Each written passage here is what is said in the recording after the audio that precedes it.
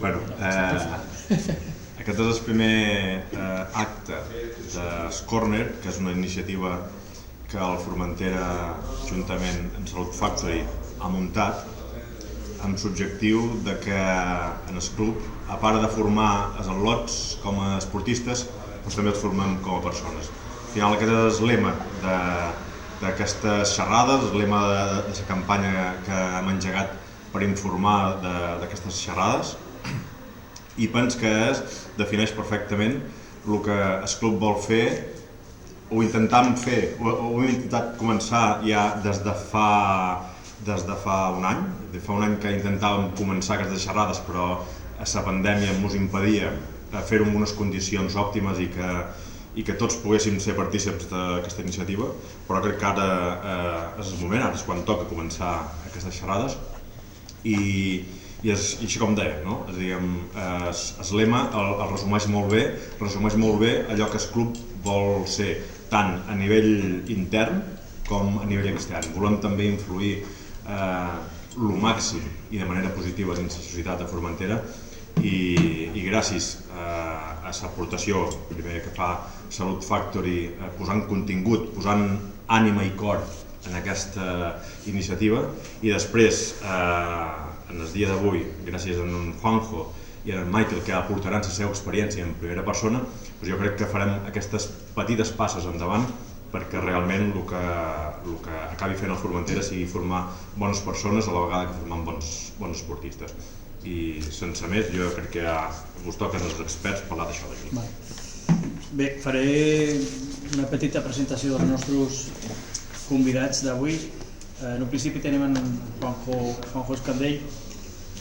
Tothom el relacionarà amb el món de l'atletisme, ell és president del Club Esportiu Espalmador, un referent en atletisme i ciclisme a Formentera, però s'ha dedicat a diferents esports al llarg de la seva vida.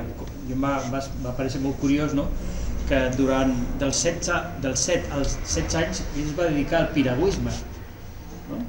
És a dir, va fer piragüisme al Club Illa de Formentera, on va aconseguir 3 campionats de Balears en K2 i en K4, en categories tant infantil com cadet i juvenil.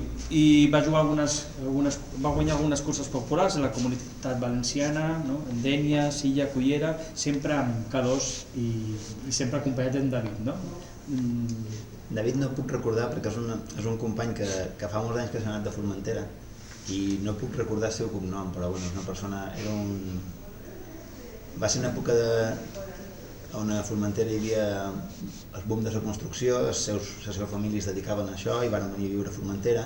Ells venien des d'Algemesí, que era un poble on el piragüisme estava molt inculcat des de feia molts anys, i els va fer molta il·lusió quan van conèixer Formentera i lògicament les condicions que teníem aquí, tant per windsurf i tots els deports relacionats amb la mà, els va fer molta il·lusió crear un club.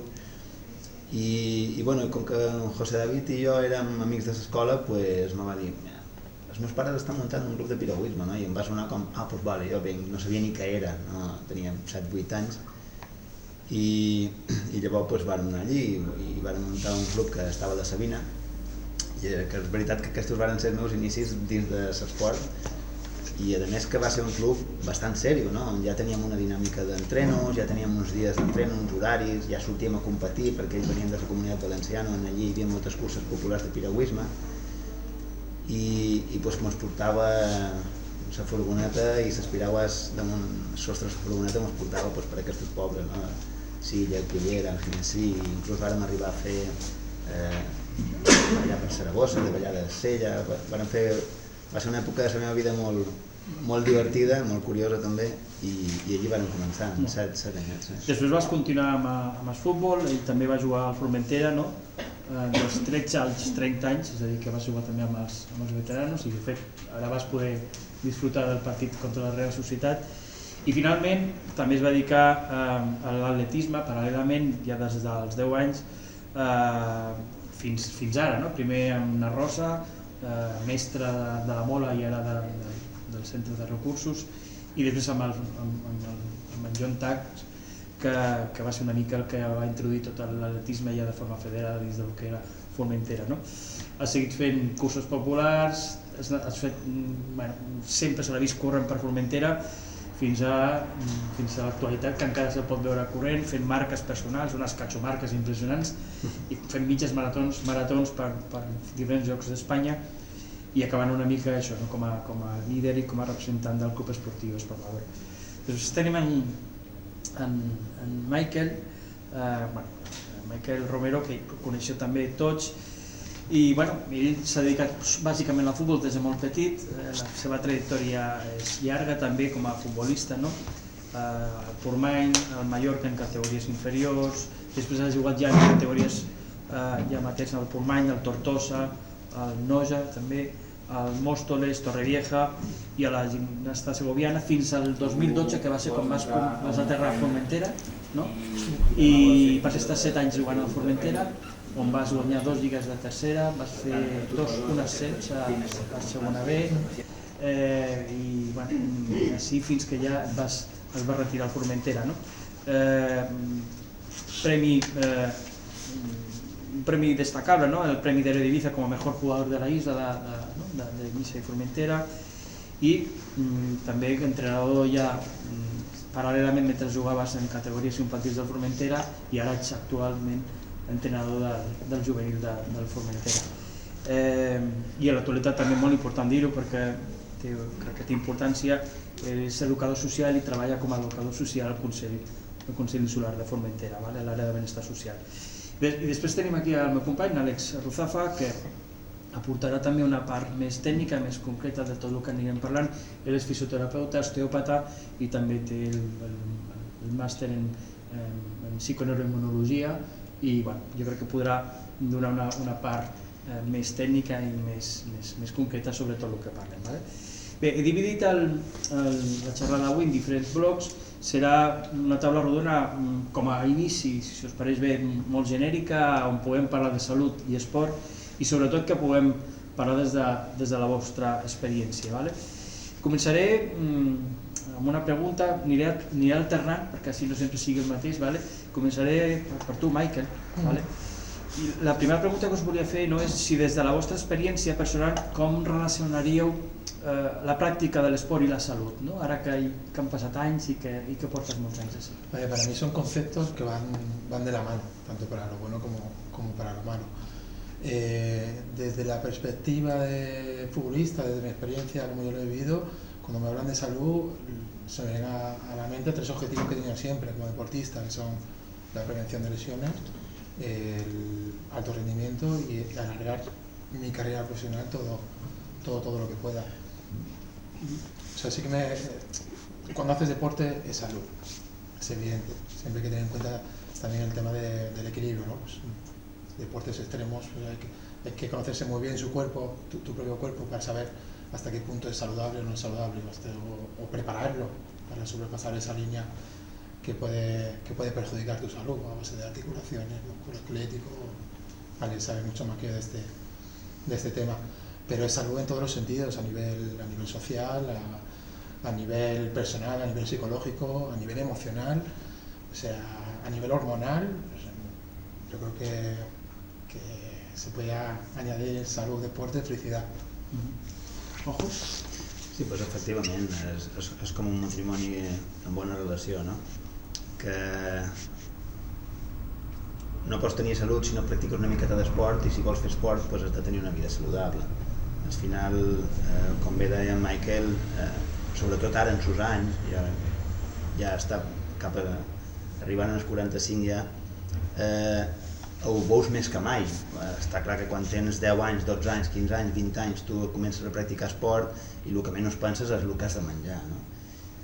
Sempre hi ha els teus educadors esportius que te diuen mira que has de menjar una miqueta millor, no mengis malament, no menges pasta abans d'un partit, abans d'una cursa, abans d'un entreno, després de la prova, però llavors ho vas portant, vas assimilant aquests conceptes i els vas portant més endavant, te'n vas donant compte que, per exemple, si no portes una alimentació saludable abans d'un esforç, perquè no oblidem que al final la pràctica de l'esport, sobretot a nivell d'objectius, és portar el teu cos en el límit, i quan tu vols portar el teu cos en el límit necessites acompanyar-ho d'uns bons hàbits i, per supost, una alimentació saludable, i això, en el pas dels anys, com deia abans, ho vas notant cada vegada més. En 20 anys no ho notes, però si tu vols allargar la teva vida esportiva, has de tenir-ho cada vegada molt més en compte i ja no portar... Quizà jo ja no penso tant en el que era abans de dir abans d'una cursa vaig a menjar pasta, sinó és un procés que dia a dia tu el vas portant i ho comparteixes amb uns hàbits que els interioritzes i cada vegada te sents millor, tant en la pràctica com fora de la pràctica de l'esport. En el dia a dia te sents millor, te sents més prim, te sents més àgil i per supost que van agafar-te la mà sempre.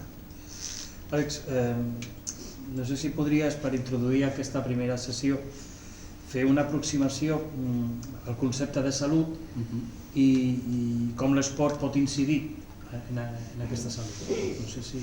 Bueno, doncs, la resposta més tècnica del que han parlat els companys seria això, que entenem la salut com no només l'absència de lesió o de malaltia, sinó com un equilibri entre el que és la part més social, el que és la part física i la part emocional. Sempre no només ens centrem en si hi ha un símptoma, sinó si hi ha una bona relació entre tots aquests factors, i des de nivell dels pares podem entendre com cuidem la salut dels nostres fills, sempre donar-li una alimentació de qualitat, un descans que sigui molt reparador, aportant-li les eines que trobem en aquest moment que emocionalment necessiten, i sempre estem no cuidant la salut, potser conscientment, sinó intentant que siguin feliços, i inconscientment sabem que seran feliços si disposen d'aquesta salut. I la part més física, que hem parlat d'aquests tres factors, físic, emocional i social, doncs la podien suplir bastant bé amb el que és la pràctica de l'esport, la pràctica esportiva.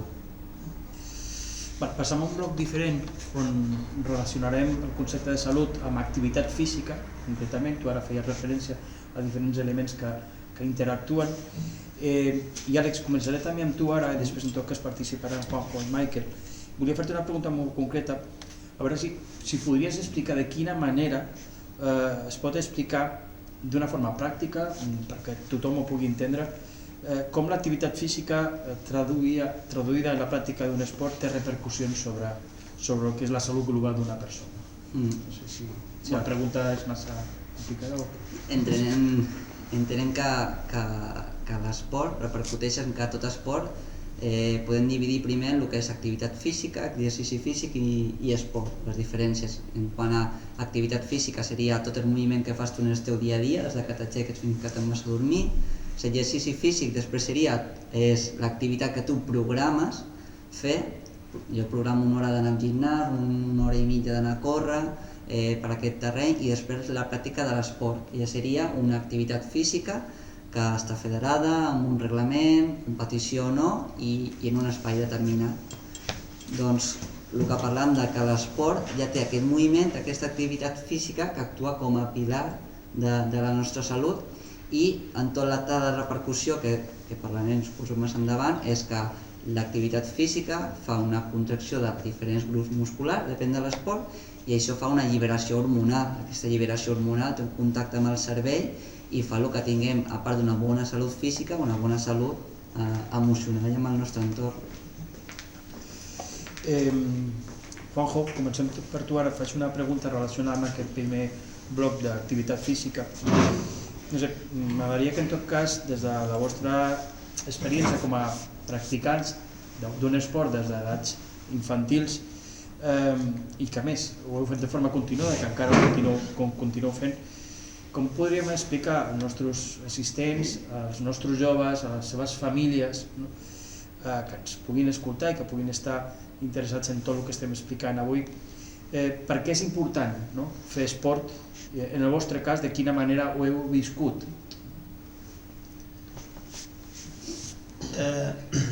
Quizà és una pregunta que mai m'he plantejat, no? Per què he de fer esport? Quizà, en el meu cas, la pregunta seria per què no? Podem parlar de moltíssims beneficis que te pot aportar l'esport, tant a nivell físic com mental, com social inclús, perquè Jo he jugat tota la vida amb el Formentera, a futbol. Els meus millors amics actuals segueixen sent els meus companys de futbol. Entonces, claro, la gent es pregunta per què he d'entrenar? I dius, bueno, per què no? No t'aportarà res negatiu, tot el que t'aporti serà positiu. A nivell físic, la pràctica de l'esport, lògicament, t'aportarà una vida sana, rendiràs més a la feina, rendiràs més quan tu vulguis anar. Ara jo, per exemple, claro, el que parlàvem d'abans de jugar amb els veteranos, fa 10 anys que no jugo a futbol, però bueno, he tingut una activitat física que m'ha permès que el dia que juguen els veterans pues, fer una petxanguilla amb els meus amics, disfrutar-la i poder fer tot aquest conjunt social que me comporta. No? A nivell mental, pues, molt més.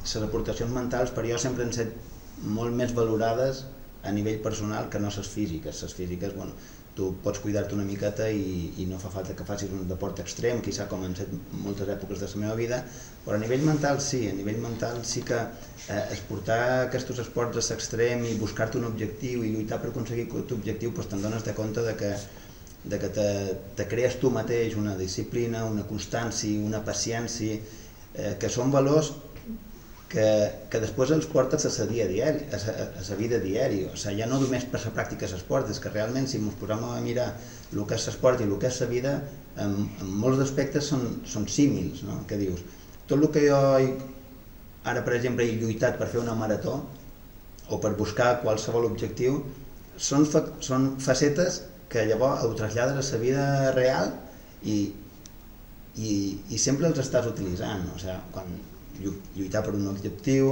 crear-te tu la teva pròpia disciplina. Aquí és que a nivell popular es pot permetre preparar una marató sense fer res, no? Ningú. Inclús tots els nenes que estan aquí, per exemple, entrenant a futbol o tenen que ser compatibles amb els seus estudis. Entonces, què fas? Treball o entrenc? No. Has de crear-te tu la teva pròpia rutina, la teva pròpia disciplina on tu puguis fer-ho rodar tota la teva vida, no? Entonces, claro, aquesta estabilitat que te dona preparar-te la setmana, la teva constància, la teva lluita personal, tot fa que llavors a la vida tot el que aquests factors que tu has trobat en l'esport els portes tenen més sentit en la vida diària, que són factors que en tot moment els trauràs endavant. Per jo és molt important. Maquet? Estoy completamente de acuerdo con todo lo que ha dicho Juanjo. Realmente, ¿cómo podemos convencer a los padres de que tengan que hacer deporte? Yo creo que la sociedad necesita un cambio también. Creo que el contexto deportivo está infravalorado. Me parece que el educativo aún sigue estando muy por encima. Y es cierto que el contexto deportivo es el único sitio donde ven los niños porque quieren, es decir, la motivación intrínseca ya se encuentra interiorizada, cosa que en el contexto educativo quizás es un poquito más complicado. Luego además, evidentemente el deporte siempre es sano, ¿no? En cualquier tipo de edad, como ha dicho Juanjo, pues los que hemos hecho deporte toda la vida, siempre nos intentamos marcar ciertos objetivos, ya sea para carrera, ya sea para cualquier tipo de deporte, ¿no? Es decir, estamos acostumbrados a que haya un camino, un sacrificio para llegar a cierto objetivo, luchar para eso. Claro, la sociedad tal y como está funcionando ahora, con las nuevas tecnologías, este problema el camino de sacrificio, el camino que es duro para conseguir el objetivo, realmente está desapareciendo, porque el concepto de paciencia está desapareciendo. Entonces el deporte es una buena vía para que vuelvan a encaminar otra vez eso, ¿no? A que se vuelvan a establecer objetivos a corto, a medio y a largo plazo, que es lo que conlleva el autoconcepto, una mejor autoestima, etcétera, ¿no?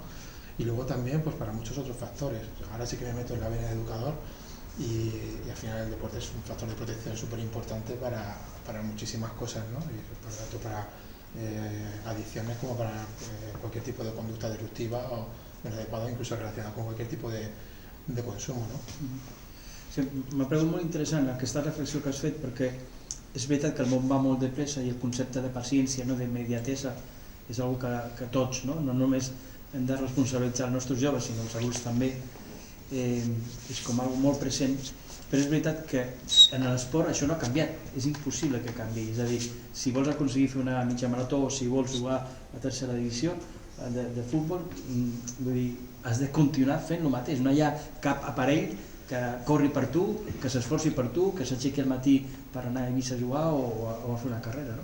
Además son esos valores, ¿no?, de los que hablaba Juanjo, que al final interiorizas y, como bien dice él también, lo llevas a tu vida. O sea, al final, yo soy de una manera hoy porque el deporte me ha hecho así.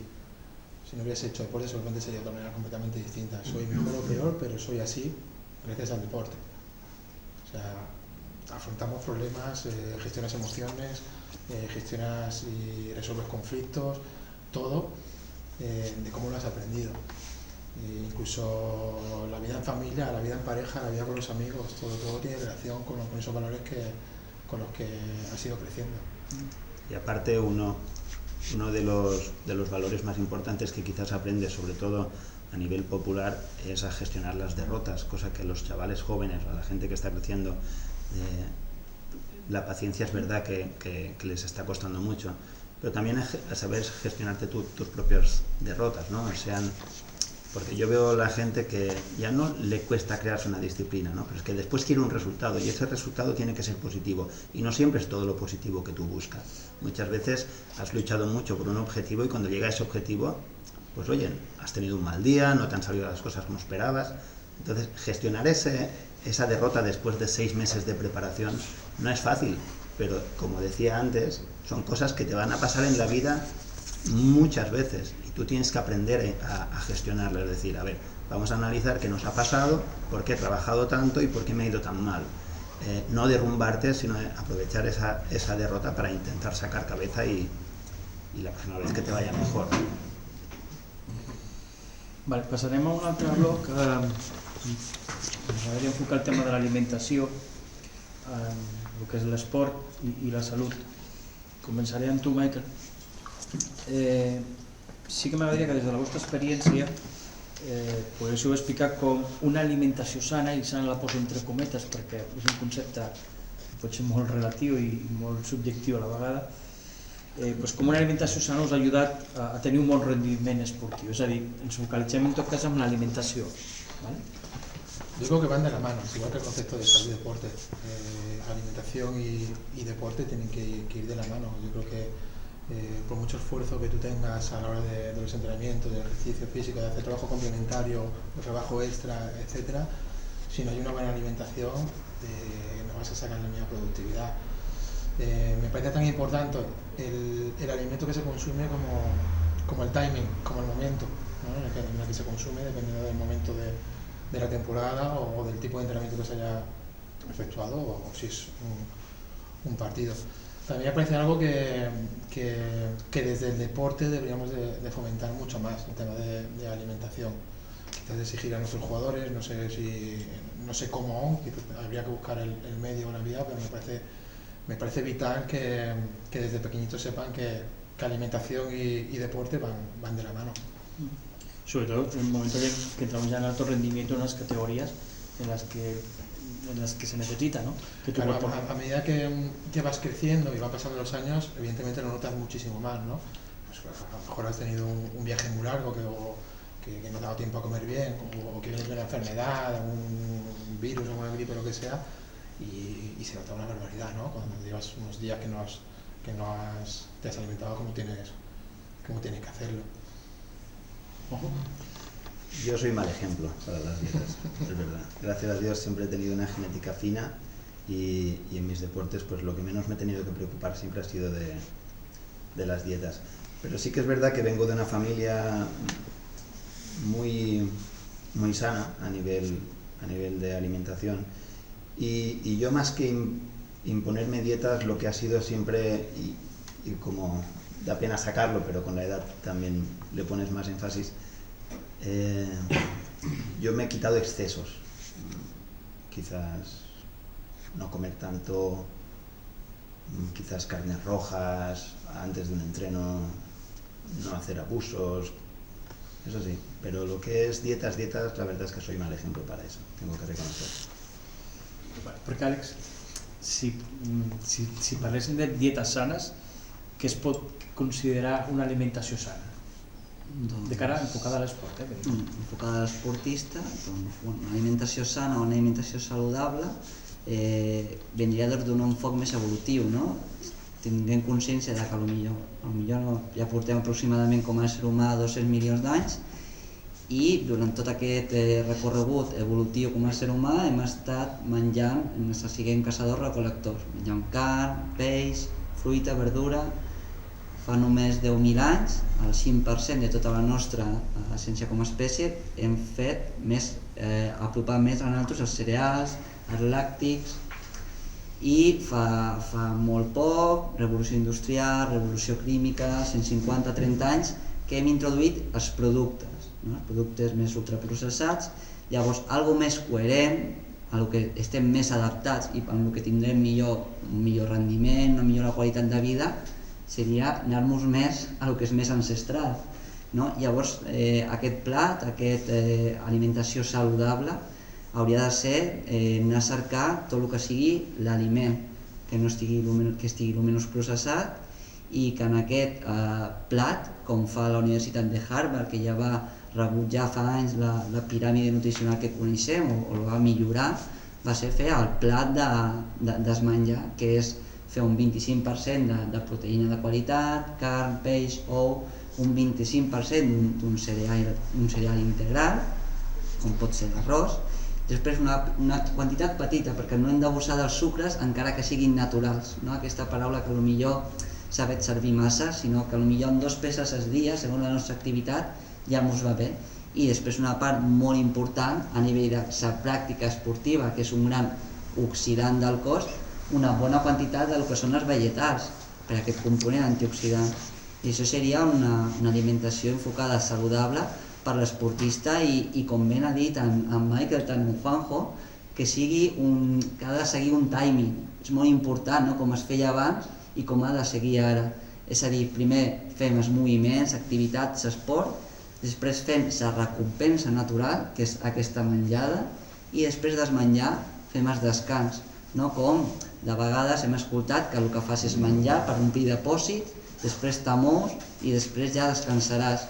Això és una mica més disruptor i pot generar recompenses artificials. Llavors aquest timing de m'amoc, com fèiem abans, m'amoc per caçar, m'amoc per recol·lectar, després faig el festín, el libitum, menjo fins que em trobo ben saciat i després faig el descans, el bon descans de qualitat que necessito.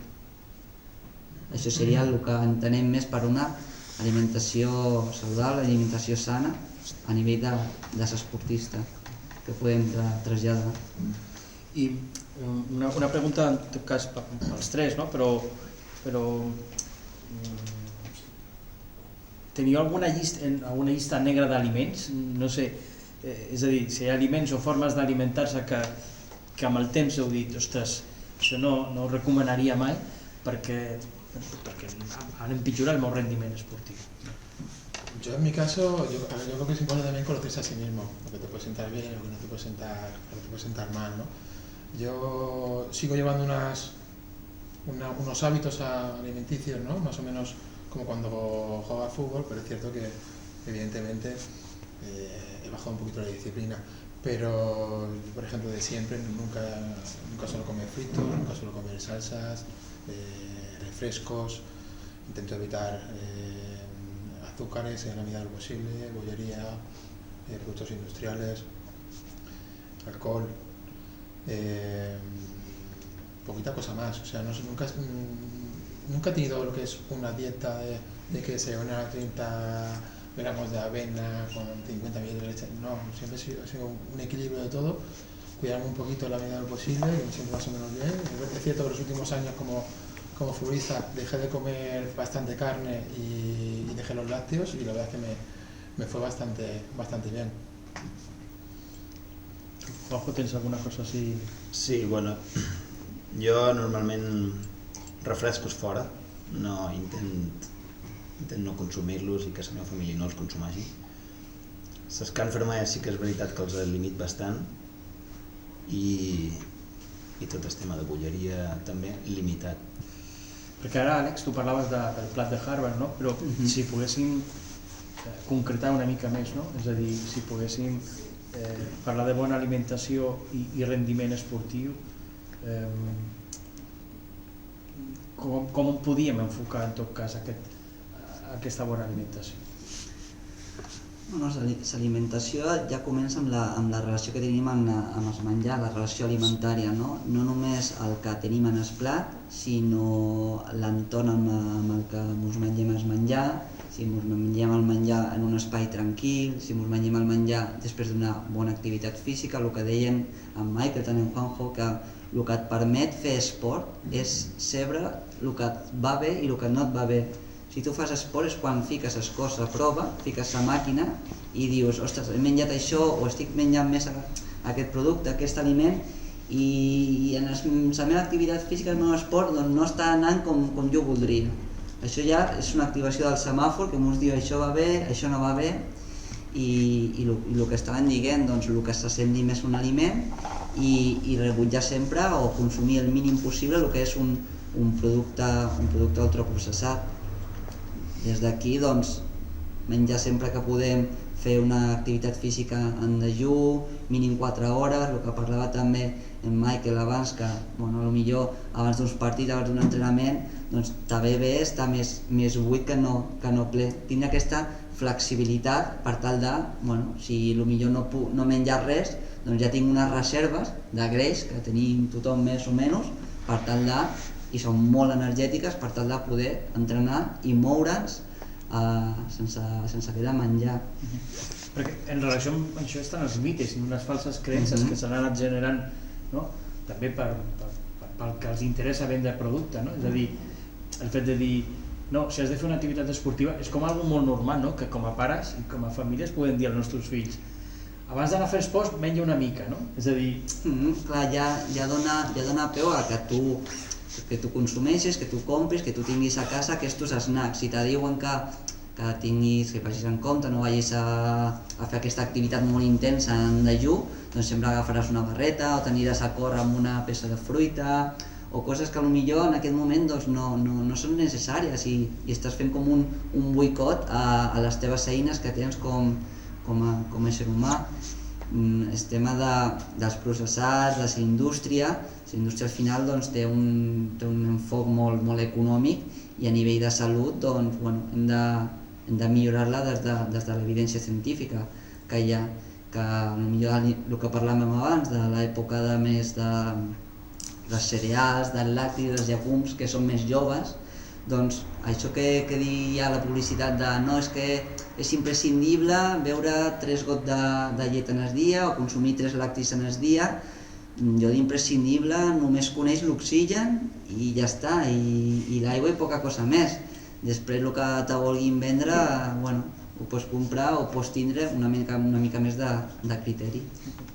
Si te fixes, la relació que parlàvem de l'esport i la salut, moltes vegades tu no vols fer una dieta, però tu vas coneguent el teu cos. Per què vas coneguent el teu cos? Perquè quan tu fas una pràctica d'un esport, com deia abans, tu estàs portant el teu cos a uns límits que en la vida quotidiana no els estàs portant. I aquests límits te fan conèixer-te molt millor tu mateix.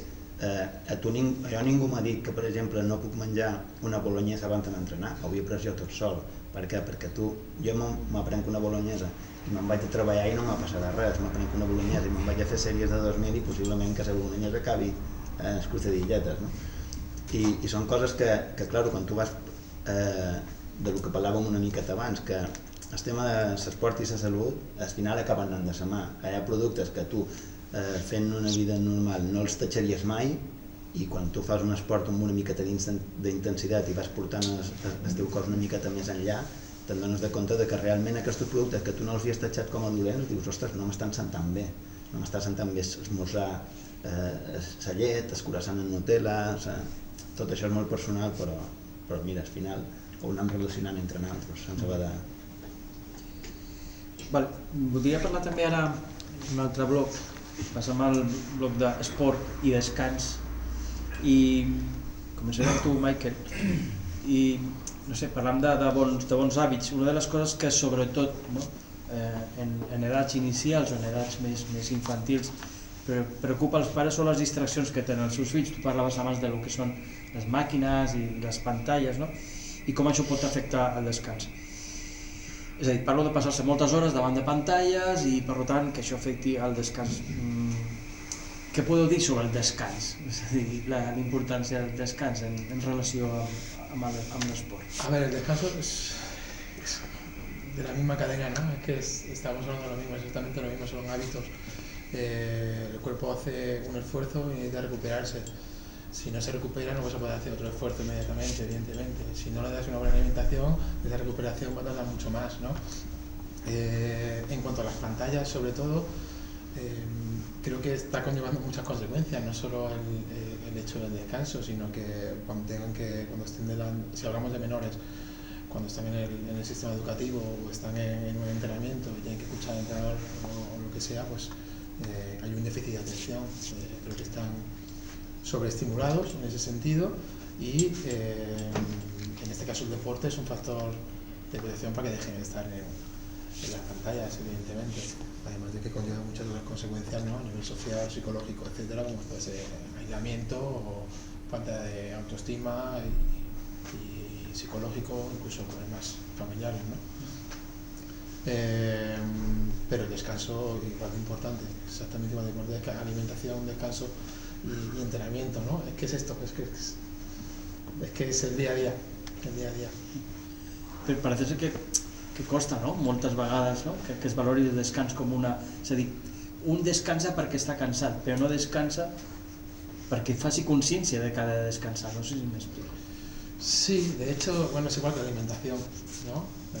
A veces esperamos a tener hambre para darle ese alimento al cuerpo y con el descanso pasa exactamente lo mismo. Los que hemos hecho mucho deporte, pues además cuando haces un ejercicio de alta intensidad, cuesta mucho descansar, justo al terminarlo, ¿no? Que al final tienes que bajar las pulsaciones, tienes que relajarte un poquito hasta que consigues dormirte, ¿no? Pero es cierto que al descanso se le da mucha menos importancia que no a la alimentación y al deporte. Y yo escuchando a Alex siento cierta envidia con los chicos y las chicas de hoy en día, ¿no? Porque al final, cuando nosotros éramos niños no teníamos profesionales así como él que nos pudiesen guiar, informar y formar. Y como ha dicho bien Juanjo, pues vas conociendo tu propio cuerpo y tú mismo te vas informando y formando. Pero ahora que lo tienen a mano, yo creo que deben de aprovecharlo, evidentemente. Ojo. El tema del descans... Et diràs que no descanses tampoc. Sí, descans massa, no, el tema del descans hi ha que saber-lo gestionar molt, sobretot perquè hi ha dos tipus de descans, el descans físic i el descans mental, que moltes vegades el descans mental no el tenim en compte i també és una part del descans molt important. Respecte als dispositius electrònics, doncs estan en el dia a dia. Està clar que moltes vegades els hem de tolerar una miqueta, però sí que hem d'aprendre a controlar-los, perquè un descans mental quizà podria ser amb un dispositiu electrònic o un nen es relaxa jugant una partida en el joc que més li agradi, però és veritat que si perds el control sobre aquest joc, doncs ja t'està creant un estrès i el descans no està sent l'efectiu que hauria de ser.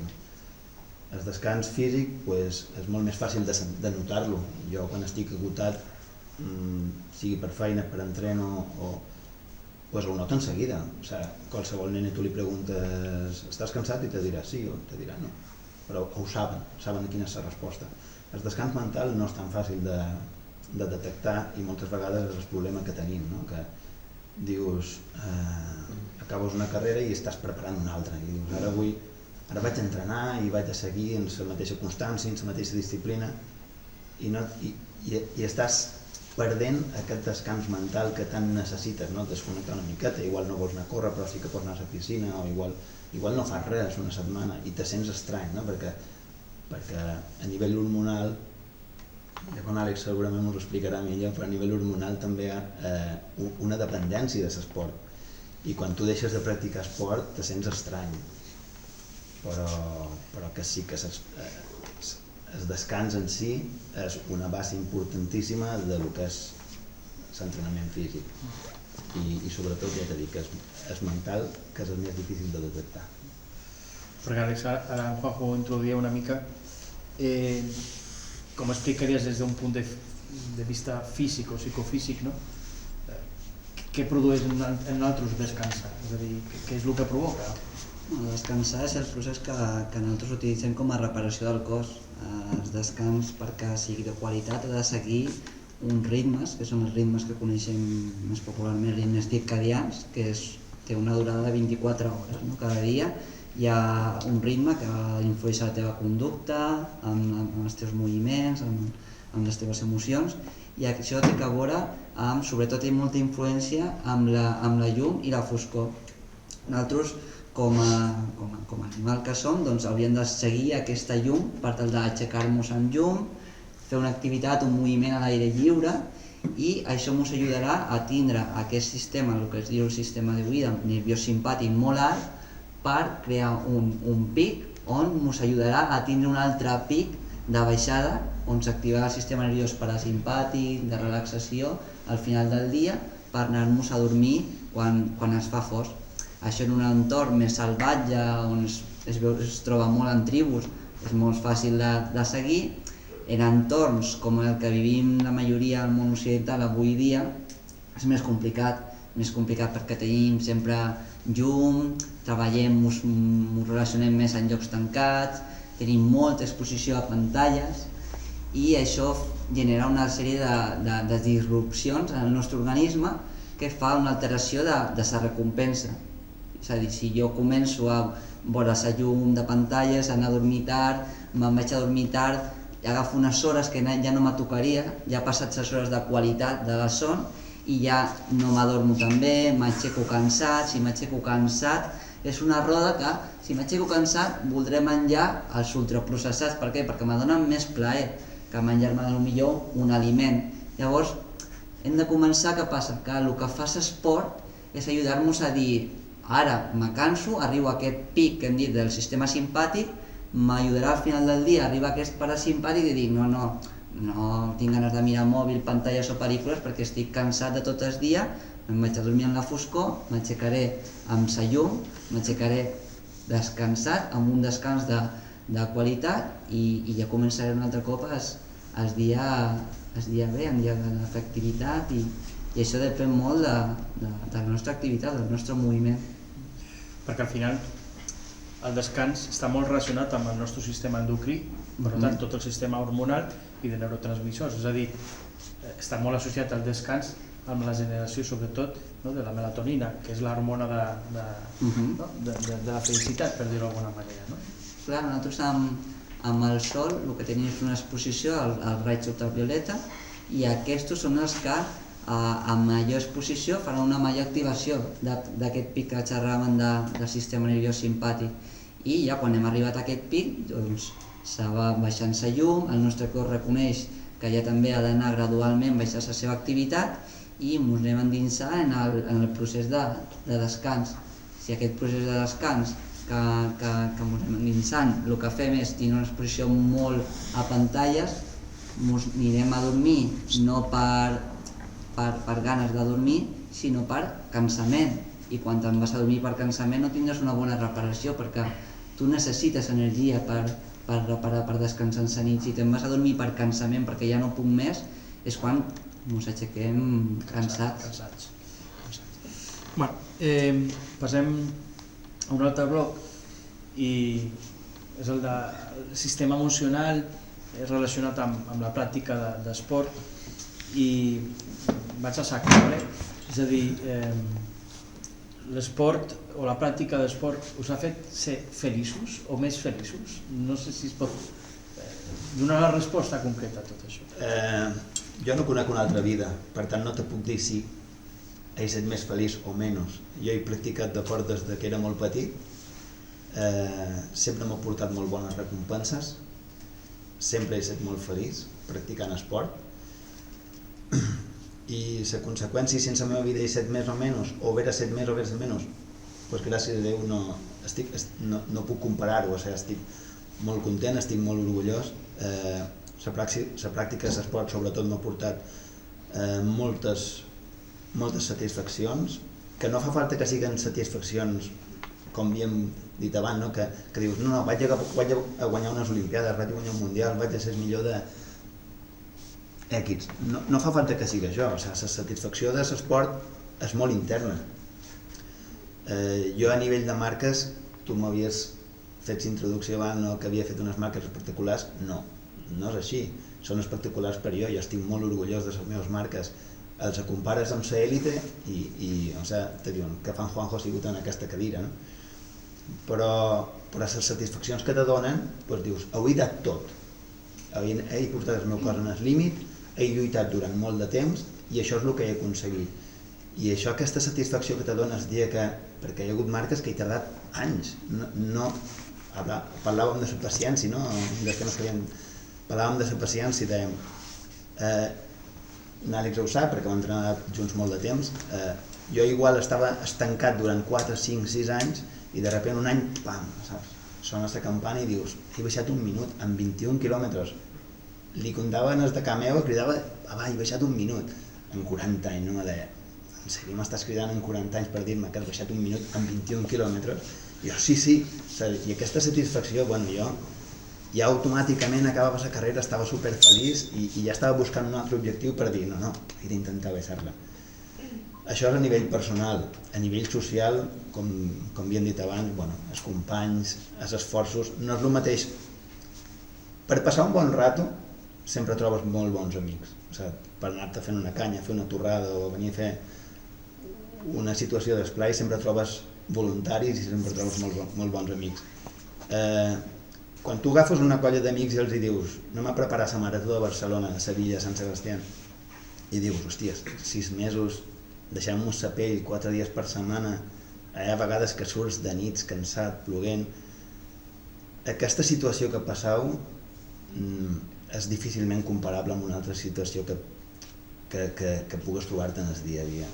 Fa uns vínculs molt forts i estic parlant de l'atletisme perquè quizà és el més recent i el més popular que he fet, però com havia dit abans, el futbol, des que vaig començar a jugar a futbol amb 13 anys fins que ho vaig deixar als 30 anys, tots els companys de futbol que he tingut, no n'hi ha cap que m'ho duga malament.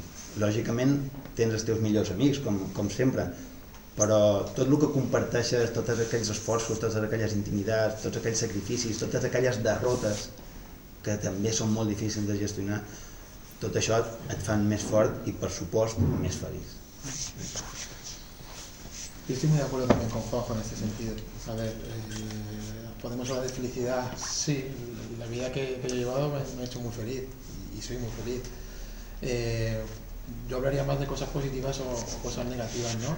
Si tengo que hacer un balance de todo lo que me ha dado a mí el fútbol en este caso, si hablamos en cuanto a objetivos, resultados, en mi caso las cosas negativas ganan a las positivas de mucho.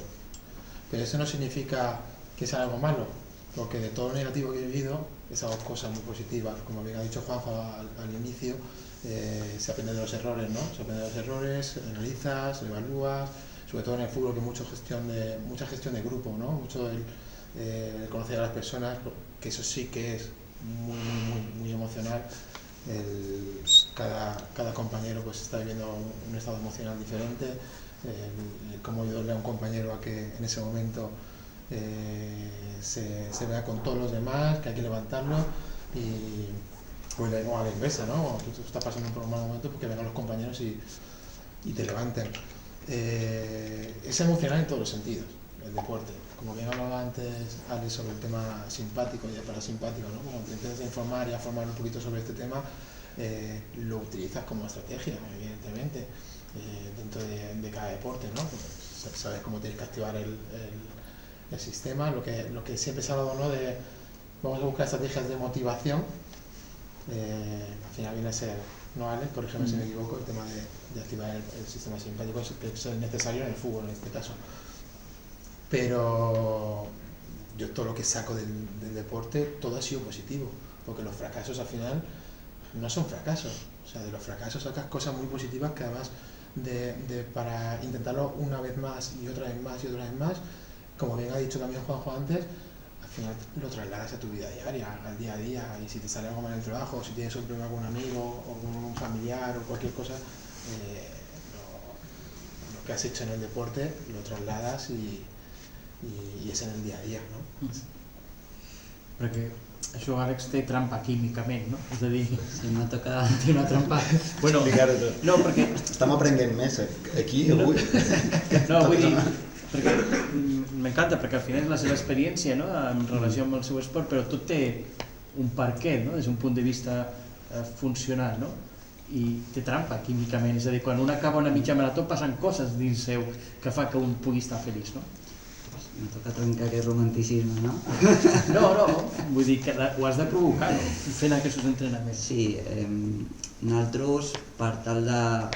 Una cosa que cerquem és la supervivència com a individu i com a espècie. Perquè es produeixi això, hem de fer una retroalimentació de nosaltres com a ésser. Llavors, quan nosaltres ens moguem, fem una activitat física, un exercici, un esport, nosaltres fem una contracció, una activació muscular. Què passa? Que el múscul no només té aquesta part musculoesquelètica de moure's articulació, sinó que té una part immunològica brutal de lliberació de substàncies, d'hormones, que el que fan és crear-nos un ambient antiinflamatori. I aquest ambient antiinflamatori, tot el que aquest entorn antiinflamatori que segrega en el cos, és rebut per l'intestí, i l'intestí és el que informa el cervell, mitjançant un cable, que és el nervi vago, i una sèrie de neurotransmissors.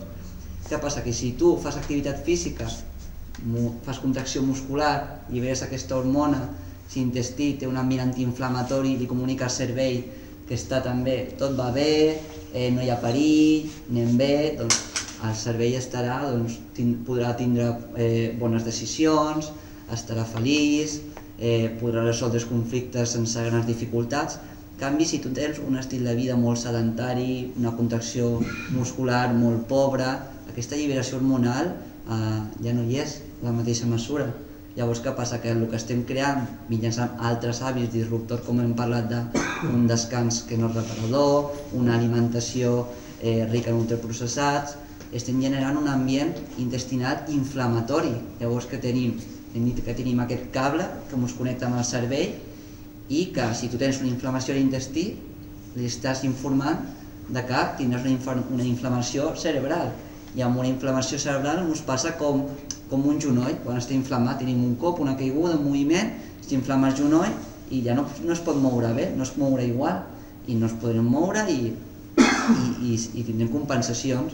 I amb el cervell passa el mateix. Si tenim un cervell inflamat no podrem tindre bones decisions, no podrem tindre una bona relació amb les persones que tenim al nostre entorn i ens costarà més obtenir aquesta felicitat, que sempre crec que cerquem. Llavors, el tema d'aquests bons hàbits ens farà tindre una bona contracció, un bon estat antiinflamatori i a nivell cerebral, no només físic, sinó mental, emocional, social, tindrem una millor relació amb el nostre entorn. Passam a un altre bloc, ja queda poc perquè no s'allargui gaire, i volia anar tancant aquesta taula rodona i aquesta primera sessió parlant de valors i esport, per anar tancant una mica. Sempre s'ha dit que l'esport és un bon vehicle per formar persones amb valor de vida. No sé si esteu d'acord o què podíeu dir d'això. Ja hem anat parlant una mica al llarg d'això, però esteu d'acord amb aquesta afirmació? Sí, totalment. Per la meva part, sí. Sobretot perquè valors, ja havia sortit una mica del tema, no? Hi ha valors que avui en dia s'estan perdent i que només hi ha el canal de l'esport per integrar-los una altra vegada. Sobretot, no me cansaré de dir-ho, la disciplina, la constància, la paciència, tot això són valors que ningú t'ajudarà a tu a superar-te a tu mateix. Per molta tecnologia que tinguem, per molt d'accés que puguem tenir això seguirà sempre sent, sempre seràs tu i el teu entorn. Part de tu, però que no sempre, per molt que sigui un esport individual, no sempre depens d'un entorn, no? Però que aquests valors llavors sempre els acabes... O sigui, tu vols muntar un negoci que et funcioni demà, no existeix. Tu vols entrar a una feina i demà vols ser el millor del teu grup de feina, no és així. Per tant, aquests valors, aquesta disciplina, aquesta constància i aquesta paciència que tu hagis de tenir o assimiles a tu mateix, arriben a ser uns valors també de competitivitat, voler ser millor, i voler ser millor en la competició ho acabes creant a la teva vida social, i no només acabes sent millor en la competició amb aquesta constància, acabes sent més competitiu amb tu mateix, seràs millor pare, seràs millor home i seràs millor company pel teu grup de feina o inclús pel teu grup d'amics. Per tant, jo crec que sí, que no hi ha adreces en l'esport, i tot el que aprengues t'ajudarà en la vida real, que al final és del que es trata. Sí, yo creo que la propia naturaleza del deporte inculca valores, ¿no? De forma natural y de forma intrínseca. Unos valores que bueno, como hemos hablado durante largo de toda la charla, ¿no? Que al final es lo que va creando tu personalidad, ¿no? Tu forma de ser, porque al final es una forma de vida. Es una forma de vida y tú en base a esos deportes que has aprendido, pues te comportas de una manera u de otra, ¿no? También es importante porque son valores que muchas veces los padres no sabemos cómo transmitir. Es muy complicado. También es verdad que ahora quizás a nivel laboral, a nivel social, hay mucho más estrés que no antes, y quizás nos falta un poquito más de tiempo a lo mejor para educar, pero es muy complicado educar en valores, muy complicado, sobre todo cuando en diferentes contextos se están dando valores contradictorios. Entonces yo creo que hay ciertos valores que son los que dan el deporte, como hemos hablado antes, ¿no? Pues el hecho de sacrificio. Juanjo como deportista lo sabe, muchas veces consigues un objetivo y sí, te hace feliz y estás contento, pero realmente lo que te hace feliz es el camino duro que es el que te hace llegar hasta allí, porque cuando consigues ese objetivo te hace feliz, pero también tiene un puntito triste, como ya ha llegado, ya se ha acabado el camino de sufrimiento. O sea, un poquito sadomasoquista, ¿no? Que parece que nos está gustando.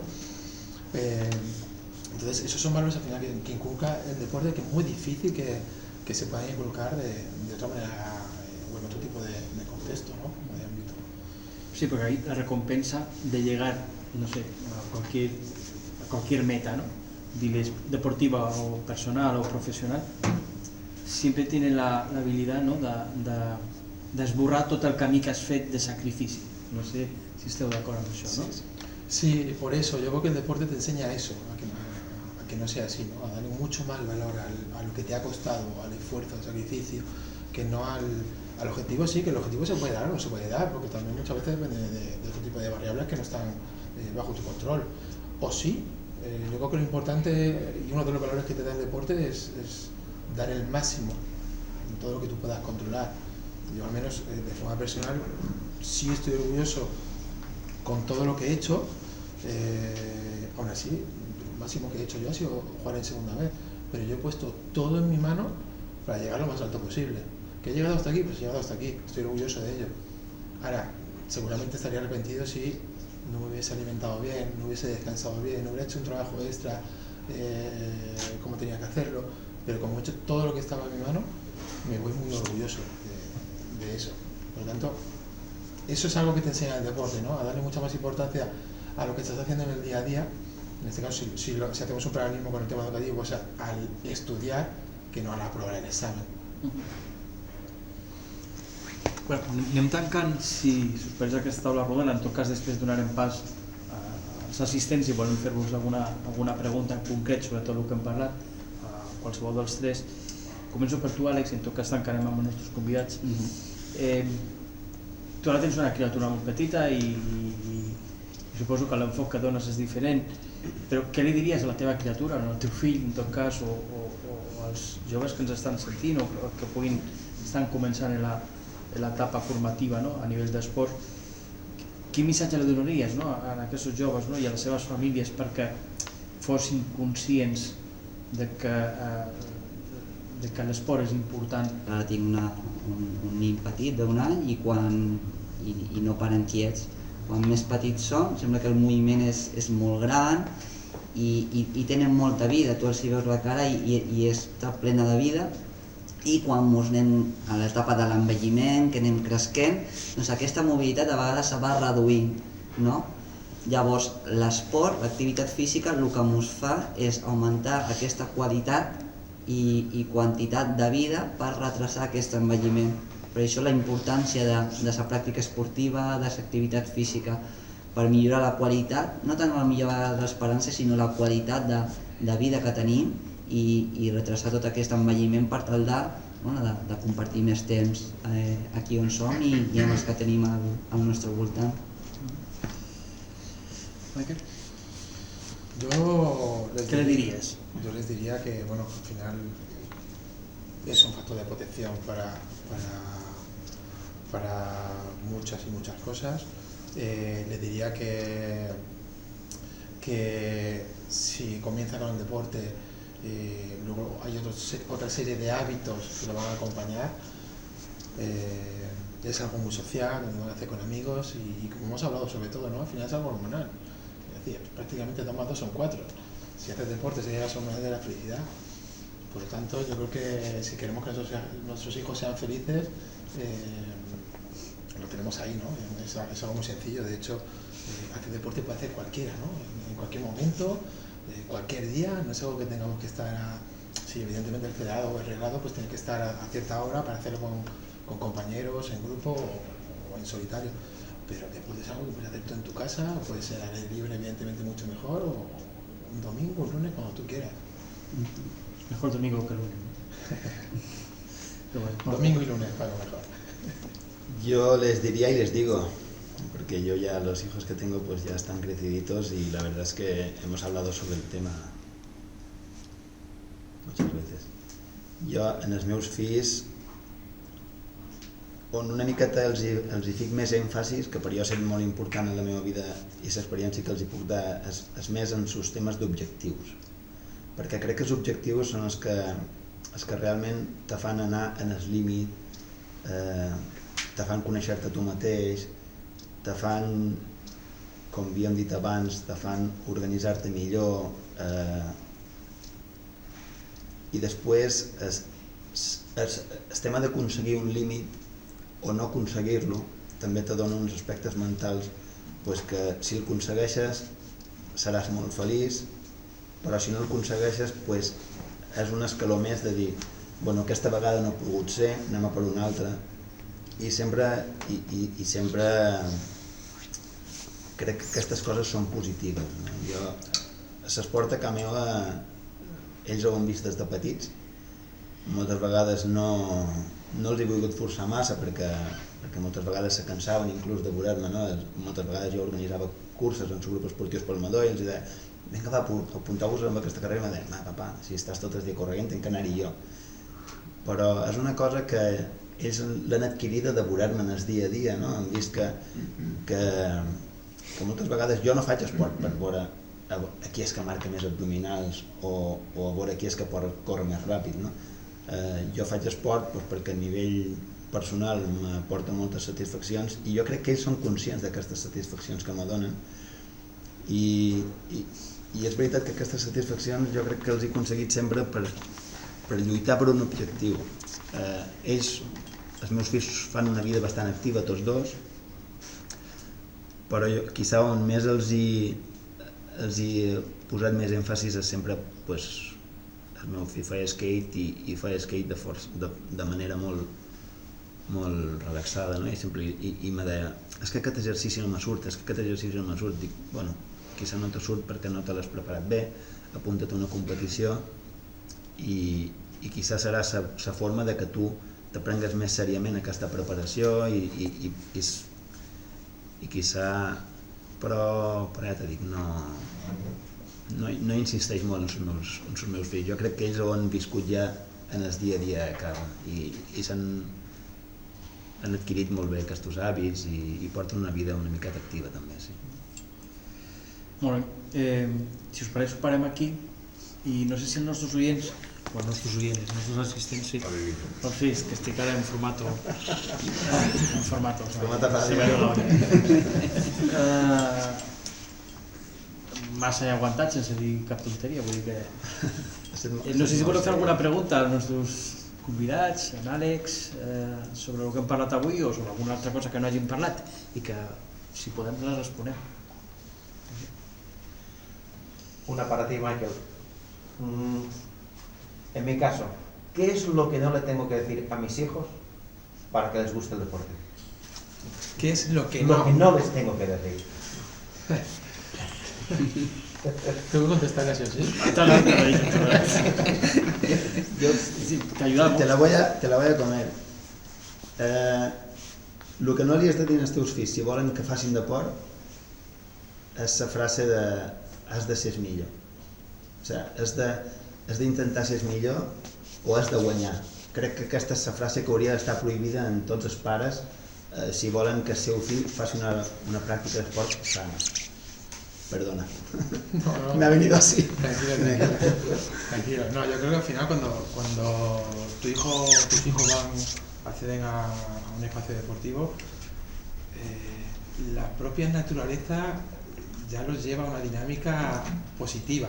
Es decir, yo creo que lo que nosotros no tenemos que hacer como padres es jugar por ellos, evidentemente, no juzgarlos, no juzgar los errores, sobre todo juzgar solo cuando lo hacen bien, y lo que tenemos que hacer es juzgar cuando se esfuerzan, o sea, reforzar mucho el trabajo que hace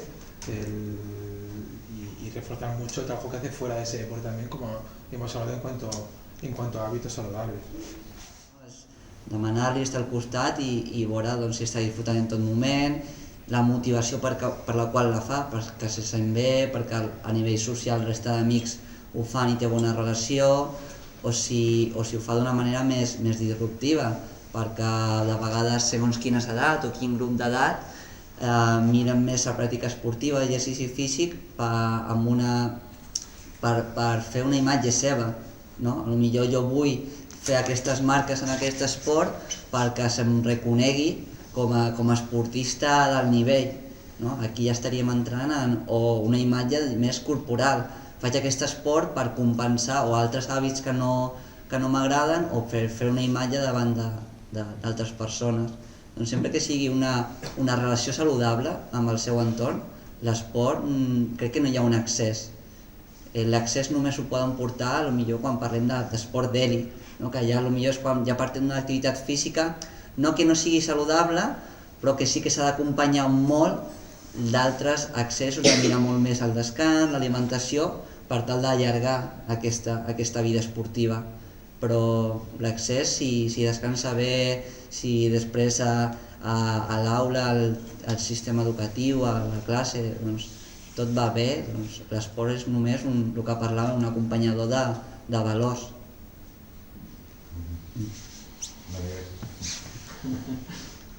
Jo crec que es duren per tu perquè has de fer viatges sota dia. Jo crec que anava per aquí la cosa. Intenten cansar-te tu. Però bueno, per qui es duren l'esport és per tu. Paco, que tu potser ho saps millor, en aquest cas també hauríem de tenir molt en compte les edats, que hi ha fases. Potser en el seu cas, més que està parlant d'un excés d'activitat, és que possiblement està en una fase d'experimentació i vol provar tot perquè és molt dinàmic, perquè vol tenir experiències i segurament anirà afinant i poquet a poquet algú li anirà agradant més que l'altre, anirà avorrint més una cosa que en l'altra, trobarà millors companys en un entorn que en l'altre i es anirà definint més cap a una activitat més... Sí, correcte. Sí, perquè s'encanja així que és el que dius. Que en funció de les edats, no ho podem generalitzar perquè cada edat té un... Jo crec que és una problemàtica que et pugui preocupar si diem edats més avançades, no?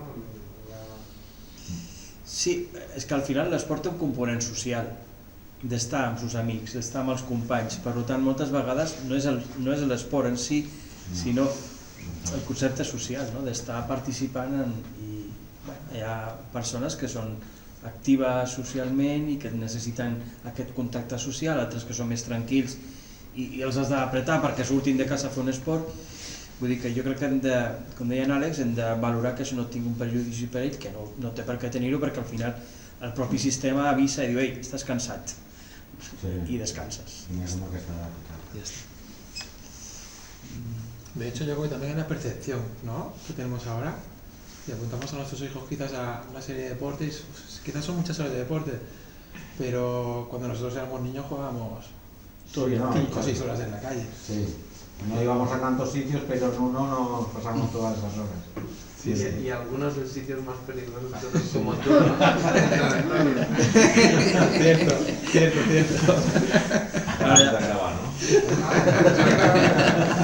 Bueno, en el moment que jo hauré de començar a parlar ja és quan ja... Todo esto se puede cortar. Un momento, a ver. Teniu alguna pregunta més per... Mira, de fet, Joan, me'n record que quan vaig començar a fer piragüisme, que havíem parlat al principi, jo només el practicava en l'estiu, i jo en l'estiu vivia als Pujols i el piragüisme era a la Sabina. I jo me'n record que anàvem en bici fins a la Sabina, fèiem l'entreno, després mos quedàvem per allí fent síndio, jugant i tal, i a Salpost tornàvem en bici cap als Pujols. No havia fet 3 activitats en una tarda, però igual aquella activitat havia durat 5-6 hores, vull dir que el rendiment acaba sent el mateix. Bueno, si no teniu més preguntes, en tot cas el bar continua obert, la Cristina es quedarà un ratet més per si volem parlar aquí o debatre una mica més, no? I res, jo només volia agrair a en Juanjo, a Michael i a Àlex també, la vostra presència per a aquest primer corner que hem llançat des de la Societat Esportiva Formentera i Salut Factory i que serà la primera i que la idea és que cada mes puguem tenir una taula rodona, una trobada amb persones com dèiem al principi que siguin referents o no de l'esport a Formentera i que puguin aportar en tot cas la seva experiència des de la seva vivència. Per tant, tanquem aquí la taula rodona, moltes gràcies als dos, als tres en aquest cas, i seguim en contacte.